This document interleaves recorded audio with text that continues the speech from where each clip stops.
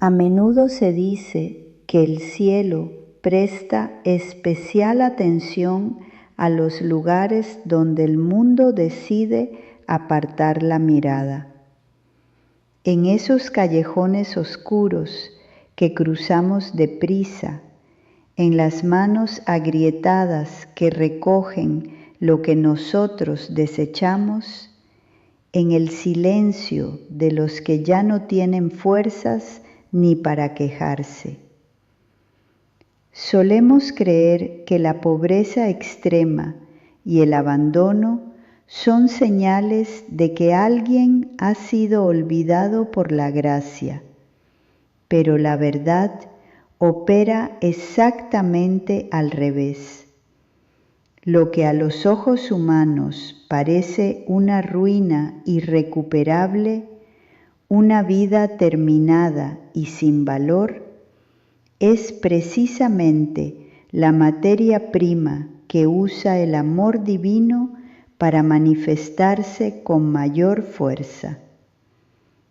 El hombre de nuestra historia era un fantasma de asfalto, alguien a quien miles de personas veían a diario sin mirarlo realmente, pero su dolor estaba siendo contabilizado cuidadosamente por la única mirada que no falla. Te pido que te quedes hasta la última palabra de este relato. Lo que estás a punto de escuchar no es un cuento para entretenerte un rato. Es un mensaje que fue puesto en tu camino hoy, exactamente en este momento de tu vida, con una precisión quirúrgica. Suscríbete a este canal ahora mismo, porque cada testimonio que compartimos aquí tiene el propósito vital de alcanzar a quien más lo necesita. Y por favor, vea los comentarios. Dinos desde qué país nos estás escuchando y cuéntanos si alguna vez sentiste que una puerta se cerraba de golpe solo para obligarte a mirar hacia el milagro que tenías al lado. Eran las 4:15 de la madrugada en la Ciudad de México y el frío cortante de enero descendía sin piedad sobre el pavimento irregular.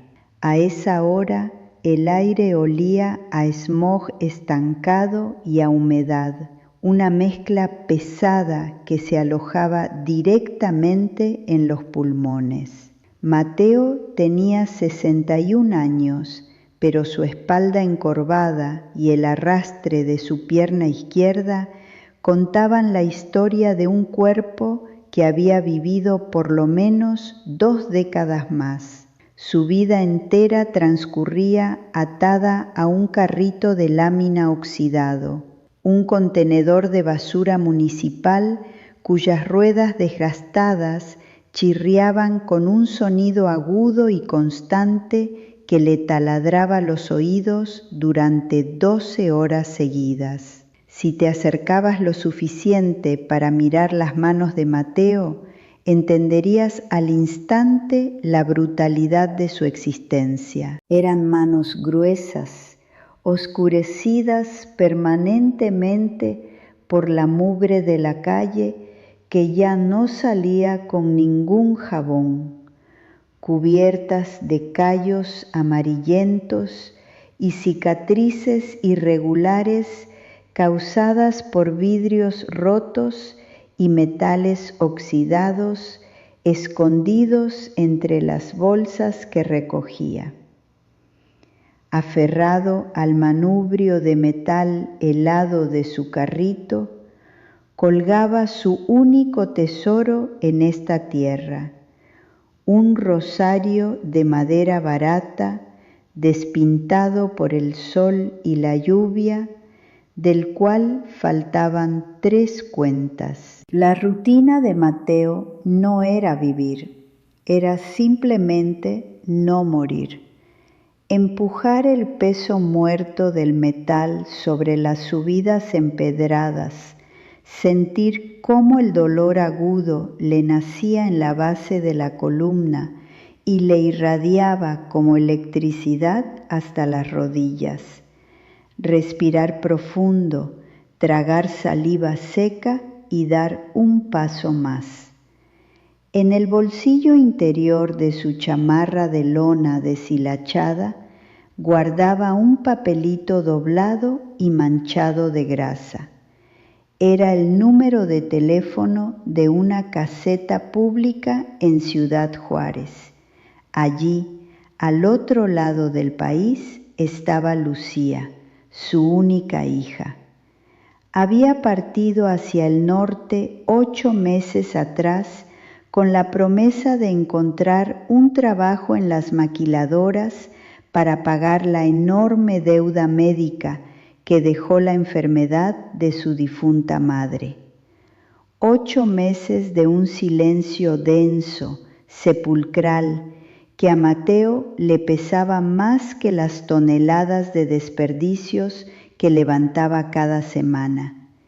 Ese silencio lo devoraba por dentro. Mientras barría las hojas mojadas y las colillas de cigarro de las banquetas en las zonas residenciales, donde la gente dormía abrigada detrás de grandes muros de concreto, sus labios resecos se movían formando palabras que no emitían sonido. No pedía riqueza, no pedía descanso, solo pedía escuchar la voz de su hija una vez más, saber que estaba viva. Pero el eco de las calles vacías de la capital era su única respuesta, una indiferencia gigantesca que lo hacía sentir más pequeño que el polvo que barría. El golpe de gracia no llegó como una tragedia espectacular, sino con la frialdad burocrática y mezquina de un viernes de pago. A las 6 de la tarde, bajo un cielo plomizo que amenazaba tormenta, Mateo se formó en la fila del depósito municipal. Le dolía cada fibra del cuerpo, pero la anticipación de recibir sus billetes lo mantenía de pie. Cuando llegó su turno en la ventanilla enrejada, el supervisor, un hombre de rostro grasiento que ni siquiera levantó la vista de su libreta, deslizó por el hueco apenas un puñado de monedas y un solo billete arrugado. 120 pesos. Mateo parpadeó confundido, sus manos temblando de agotamiento. Preguntó con voz ronca y sumisa por el resto de su semana. El supervisor le respondió con fastidio que el carrito tenía una rueda doblada y que el costo de la reparación se le descontaría directamente de su sueldo, una regla inventada en ese preciso instante para cuadrar los bolsillos de alguien más. No hubo derecho a réplica. El sonido de la persiana metálica cerrándose frente a su cara fue el dictamen final. 120 pesos. Eso era lo que valían sus madrugadas en el frío, su espalda destruida, sus manos sangrantes. Salió del depósito sintiendo que el aire le faltaba. La lluvia comenzó a caer, una llovizna helada y constante que rápidamente empapó la tela delgada de su chamarra. Caminaba arrastrando los pies hacia el mercado cerrado, buscando el camino de regreso a la pequeña vecindad donde rentaba un cuarto de lámina. Sabía con terrorífica certeza que ese dinero no alcanzaba ni para la mitad de la renta que debía pagar al día siguiente. Al cruzar la esquina de una farmacia clausurada entre los cartones amontonados en la banqueta, un sonido débil lo hizo detenerse. No era un quejido de dolor, era el castañeteo incontrolable de unos dientes chocando por el frío extremo. Acuclillada en el rincón más oscuro, abrazando sus propias rodillas, había una muchacha que no pasaba de los 16 años. Estaba descalza, vestida apenas con una camiseta de algodón mojada que se le pegaba al cuerpo, y temblaba con unas convulsiones que le sacudían la espalda entera. Tenía el rostro sucio,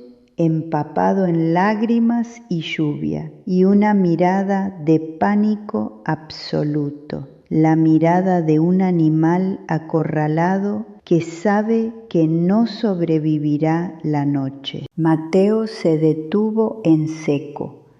En su puño cerrado apretaba los 120 pesos. Ese dinero era su pasaje. Era 1 kilo de tortillas y un poco de frijoles. Era el mínimo intento de calmar la furia de su casero. El instinto más básico de supervivencia le ordenaba bajar la cabeza, ignorar a la chica y seguir caminando. El mundo lo estaba aplastando a él. ¿Por qué habría de salvar a alguien más? Pero Mateo se acercó. Sus rodillas crujieron cuando se agachó a su altura. Se quitó su chamarra de lona, húmeda pero aún tibia por su propio calor corporal, y se la puso sobre los hombros a la joven. Ella se encogió, esperando un golpe, pero Mateo solo le dio una palmada torpe en la cabeza. Se levantó y caminó rápidamente hacia el único puesto de lámina que seguía abierto en la avenida. Pidió 2 vasos grandes de champurrado hirviendo y 4 tamales calientes. 95 pesos. El vendedor le dio el cambio. Regresó al rincón, se sentó en el suelo sucio junto a ella y le puso el vaso caliente entre las manos para que dejara de temblar. Le desenvolvió el tamal de su hoja de maíz. La vio comer con la desesperación de quien lleva días sin tragar nada. Mateo se tomó su propia bebida en silencio, guardando las monedas restantes en su bolsillo. Había entregado su única barrera contra la indigencia.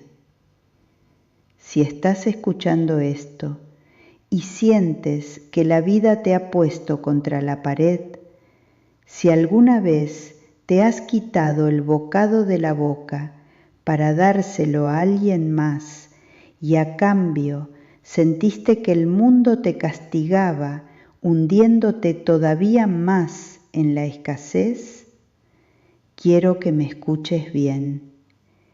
Ese dolor sordo y solitario que cargas no es invisible. Quienes hacemos este canal conocemos perfectamente esa angustia de no saber cómo sobrevivir al día de mañana.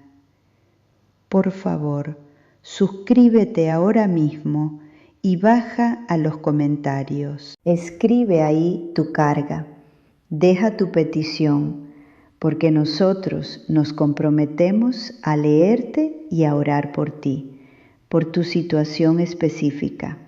No estás solo en esta batalla, aunque el silencio de tu habitación te grite que sí. El regreso a la vecindad fue una marcha fúnebre. Las botas de Mateo, con las suelas agujereadas, absorbían el agua sucia de los charcos, congelándole los pies. Al llegar al pasillo angosto y maloliente, su peor pesadilla se materializó de inmediato. En la puerta de madera podrida de su cuarto brillaba un candado nuevo, pesado y de acero inoxidable. A los pies de la puerta, dentro de 2 bolsas de plástico negro del supermercado, estaban sus pocas pertenencias: un par de pantalones, 2 camisas gastadas y una cobija delgada. El casero ni siquiera se había tomado la molestia de decírselo en la cara. La sentencia de desalojo fue ejecutada en silencio mientras él trabajaba. Mateo recogió las bolsas con manos entumecidas. No tenía a quién llamar, no tenía a dónde ir. Caminó a la deriva por las calles oscuras hasta llegar a la escalinata de piedra de una iglesia de barrio, cuyas rejas de hierro estaban cerradas con cadenas. Buscó el rincón menos expuesto al viento.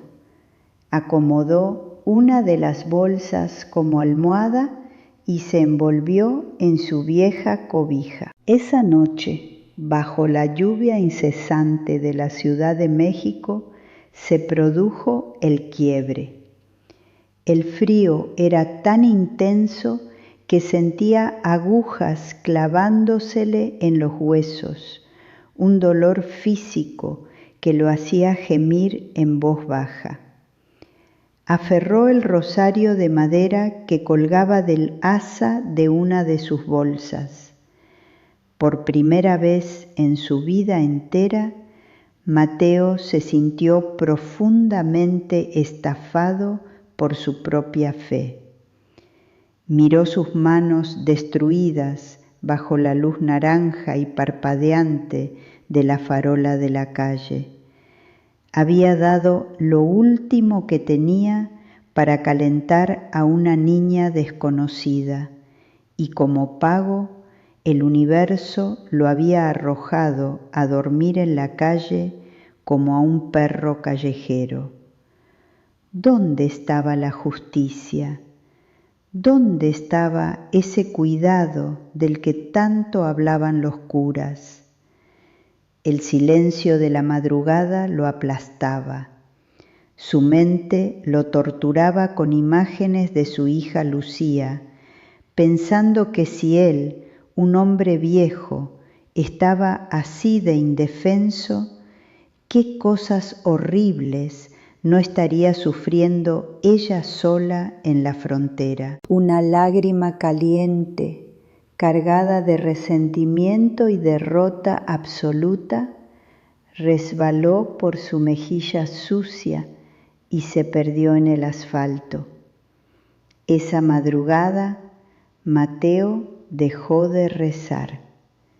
Simplemente se rindió al frío, deseando en secreto que su corazón cansado dejara de latir de una vez por todas para no tener que abrir los ojos al día siguiente. Sobrevivió 3 días enteros durmiendo en las calles, alimentándose de las sobras de los botes de basura de los restaurantes. Su cuerpo deteriorándose rápidamente bajo la intemperie. La tarde del 4.º día, mientras escarbaba en un contenedor de cartón buscando algo de valor para vender, escuchó el frenazo brusco de una camioneta blanca a sus espaldas. Del lado del conductor bajó un hombre de unos 40 años, vestido con una camisa de mezclilla impecable y botas de trabajo. El hombre tenía los ojos rojos, hinchados, como si llevara días sin dormir. Caminó rápidamente hacia Mateo, sorteando los charcos, hasta plantarse frente a él. Del asiento del copiloto bajó despacio la misma muchacha de aquella noche de lluvia. Ya no temblaba y llevaba ropa limpia y abrigadora. El hombre, que resultó ser el padre de la joven y dueño de una ferretería grande en la zona industrial, miró la espalda encorvada de Mateo y sus manos marcadas.